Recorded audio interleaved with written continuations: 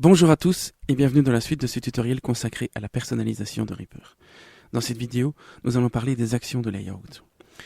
Nous avons vu dans une des vidéos précédentes qu'il était possible, via la fenêtre des screensets, de réaliser des Windows Sets qui pouvaient prendre en compte les paramètres de changement de layout des pistes.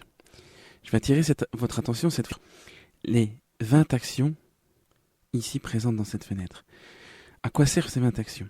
Eh bien, ici, j'ai présentement fait un pré-réglage de différentes actions.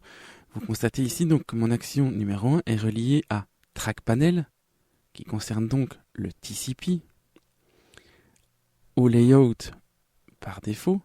L'action 2 que j'ai reliée est donc le TrackPanel, à savoir le layout ici, relié au BigMeader.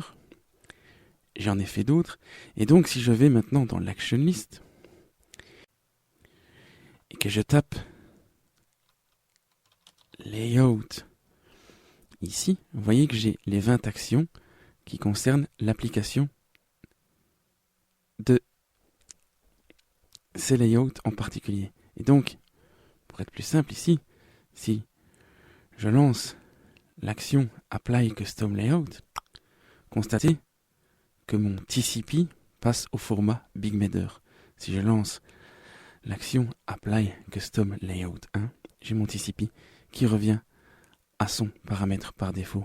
Si j'ouvre mon mixeur ici, constatez que l'action 3 fait en sorte que le mixeur panel devient narrow.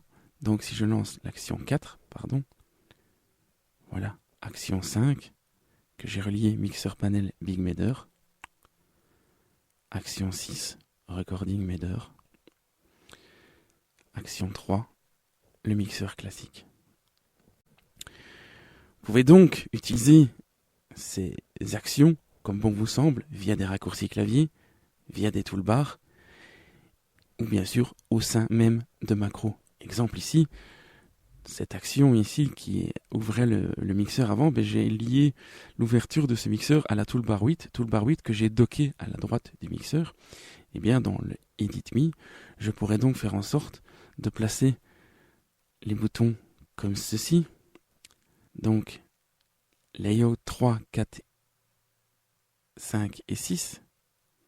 Donc je vais donc les importer dans ma toolbar. 3, 4, 5 et 6.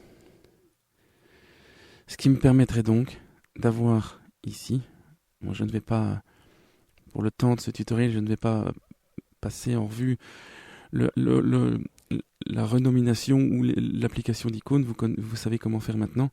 Je suis simplement contenté de laisser les boutons comme ça.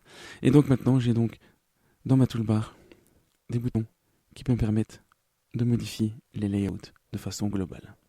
Alors en plus de pouvoir travailler au niveau global, donc vous voyez ici que ce que j'ai mis dans ma première colonne, c'est TrackPanel, donc qui concerne tout le TCP, ou Mixer Panel, qui concerne tout le MCP. J'aurais pu choisir de modifier l'enveloppe, le transport, le layout du master mixer, layout du master en TCP, mais je peux également choisir de n'agir que sur les pistes ici qui sont en sélection. Et donc si j'affecte par exemple à l'action 7 Selected Mixer Panel BigMeader et à l'action 8 Selected Mixer Panel défaut, eh bien, je peux avoir maintenant des actions qui n'agissent que sur ma piste sélectionnée. Exemple, ici donc, mon action 7 appliquera le layout BigMeader à ma piste en sélection, et donc, layout 7.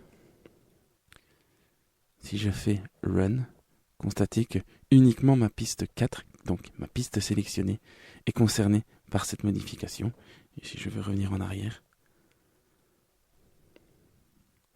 vous pouvez donc utiliser ces actions, soit globales, soit des pistes sélectionnées de layout, au sein de Mouse Modifier ou de Custom Action. Vous allez voir que ça ouvre énormément de possibilités. Exemple de possibilités, dans le Mouse Modifier ici, par exemple dans mon mixeur, contrôle panel, eh bien je pourrais faire en sorte d'appliquer le custom layout numéro 7 lorsque je fais un simple double clic et un double clic plus contrôle m'appliquerait le layout 8, à savoir la vue par défaut. Et donc si je confirme ici, si je double clique sur cette piste, je passe en mode Big Matter. Si je maintiens contrôle et que je double clique sur la piste, je repasse en mode normal. Vous avez donc la possibilité d'avoir à portée de main un switcher de layout de vos pistes. Voilà, j'espère que cette vidéo vous inspirera. Je vous laisse et vous retrouve dans la vidéo suivante.